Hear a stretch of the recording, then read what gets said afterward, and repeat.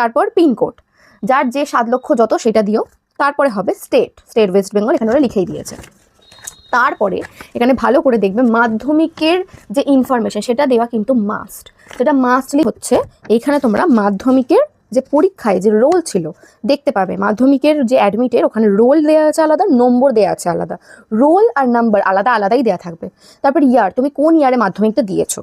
তারপরে আছে বোর্ড, তুমি সিবিএসসি, ডাব্লিউবিএসএসসি, আইসিএসসি কি বোর্ডের আন্ডারে দিয়েছো। তারপরে আছে এখানে তোমার এডুকেশন কোয়ালিফিকেশন হাইয়েস্ট কি, মানে তুমি হাইয়েস্ট কি পড়াশোনা করেছো শেষ অবধি সেইটা দেবে।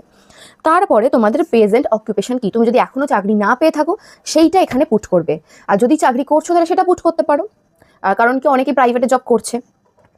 তারপরে হচ্ছে ব্যাংক নেম, ব্যাংক নেমের জায়গায় তোমার যে অ্যাকাউন্টে এই টাকাটা ঢোকাতে চাইছো সেই অ্যাকাউন্ট ব্যাংকের নাম দেবে। তারপর ব্রাঞ্চ নেম, সেই ব্যাংকের কোন ব্রাঞ্চের আন্ডারে পড়ে সেইটা দেবে। তারপর অ্যাকাউন্ট নম্বর, যে একটা অ্যাকাউন্ট নম্বর থাকে ব্যাংকে সেটা দেবে। আইএফএসসি কোড আর অ্যাকাউন্ট নম্বর ভালো করে দেবে, কারণ কি এই গন্ডগোল হওয়ার জন্য কিন্তু টাকা ঢোকে না, বারবার মানুষ করে। তারপরে হচ্ছে এখানে অন্য কোনো সরকারি তুমি অনুদান পাও কিনা সেটা হ্যাঁ না নয় টিক দেবে। এবার তারপরে হচ্ছে তোমার এখানে কি কি তুমি দিয়েছো, কি কি জেরক্স দিচ্ছ প্রমাণ হিসেবে, যেগুলো তোমার এইবার তুমি এখানে যে যে জেরক্সগুলো দিয়েছো সেগুলোতে টিক দিয়ে দেবে।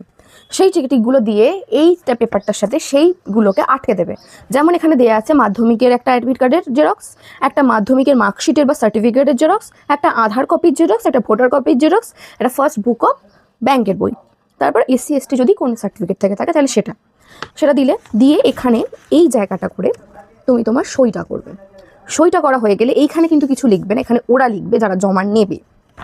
তারিখ দিয়ে এবার এখানে একটা পাসপোর্ট সাইজ ছবি কিন্তু তোমাকে আটকাতে হবে। পাসপোর্ট সাইজ ছবিটা আটকাবে, এর সাথে সব কিছু যেখানে ছবিটা আটকাবে তার ওপরে অবশ্যই একটু অল্প জায়গা ফাঁকা রাখবে, যেখানে পাসপোর্ট সাইজ ছবিটার উপরে তোমাদের সাইন একটা করবে। এটাও কিন্তু অনেকে জানে না, এটাও মাস্ট। আশা করি সব কিছু ঠিকঠাক জমা দিলে তোমাদের অবশ্যই হয়ে যাবে। আর অল দ্য বেস্ট, তোমরা সবাই 1500 টাকা করে পেতে চলেছো। দেখা হবে একটা নেক্সট ভিডিওতে। ভালো লাগলে লাইক, কমেন্ট অ্যান্ড শেয়ার করবেন।